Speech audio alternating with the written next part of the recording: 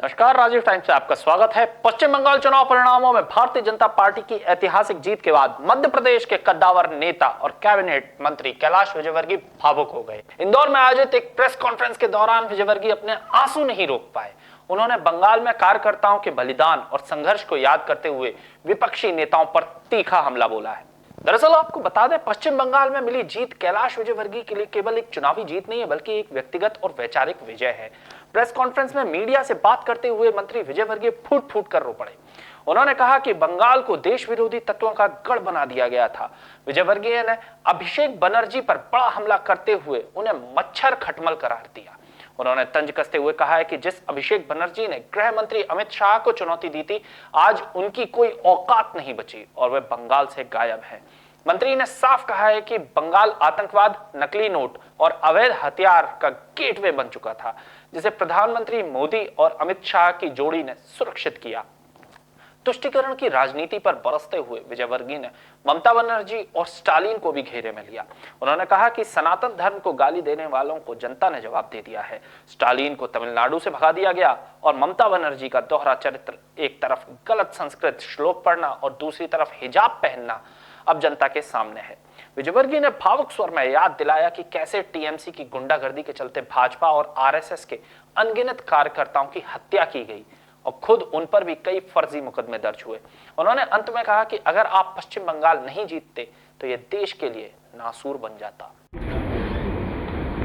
जो भरोसा है इस तरीके से आप देख रहे हैं, जनता ने आप समझ सकते हैं कि बलात्कार के केस से आप हो सकते हैं। मैं कैसी मानसिक पीड़ा से पिछले 6 साल से गुजरा। बच्चा बेचने का केस, बच्चा बेचना, ये जो मासूम मेरी पसंद है कि उसके नहीं, मुझे डरने वाला आदमी नहीं है। और जो प्रताड़ित किया गया है कार्यकर्ताओं को, आप अंदाज नहीं लगा सकते। मुझ पर हमारे संघ के प्रचारों को बलात्कार जिनको हम भगवान जैसा मानते प्रचार नाम नहीं लूँगा।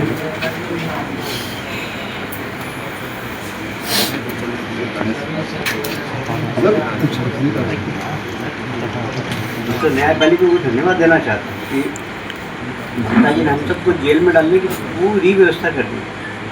न्यायपालिका इस देश की बहुत मतलब निष्पक्ष है, उन्होंने हमें न्याय दिया, इसलिए मैं आपसे करने लगा।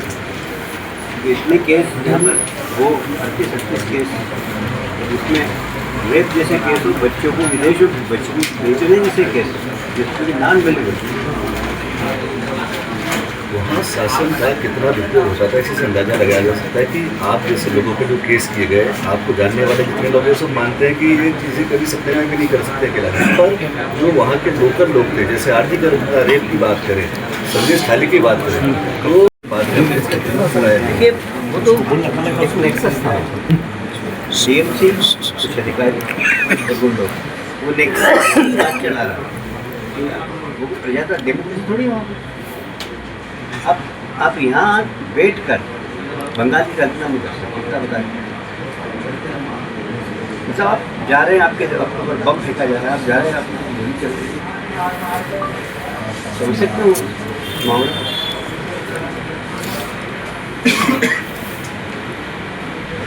तो वहाँ लॉ एंड ऑर्डर की स्थिति यह है कि उनको जमीन दे ताकि वहाँ पे बाढ़ लगाई जा सके, फेंस की जा सके। देखिए, सेना को उन्होंने घेर लिया, सेना के ऊपर केस लगा, उन्होंने सीबीआई के अधिकारियों पर केस लगाया, उन्होंने इनकम टैक्स के अधिकारियों को घेर लिया।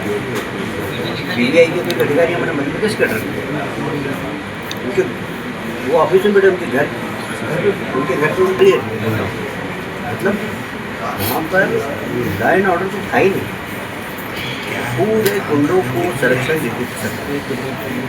पिछली बार चुनाव में जिस तरीके से हमने रिजल्ट देखे थे, 24 परगना में जिस तरीके से आपको घेरा गया था, और उसमें अमित शाह जी को व्यक्तिगत डीजीपी से बात करनी थी, तो मतलब पूरी तरीके से कैसे था पूरा वेस्ट बंगाल। लेकिन मैं यहाँ बैठा हूँ तो अमित शाह जी का बैठा हूँ, तो जैसे मेरी माँ का फोटो लगा है, मेरा भी फोटो लगा।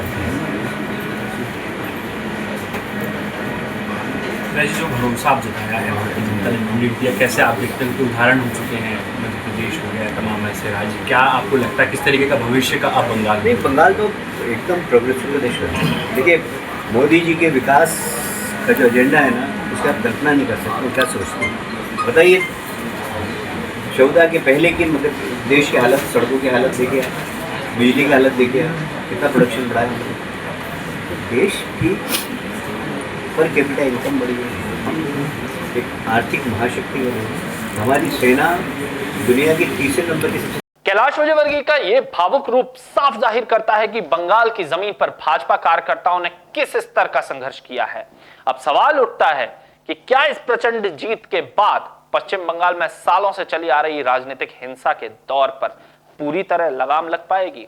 आपकी इस खबर पर क्या राय है, कमेंट में हमें जरूर बताएं और जुड़े रहें राजीव टाइम्स के साथ।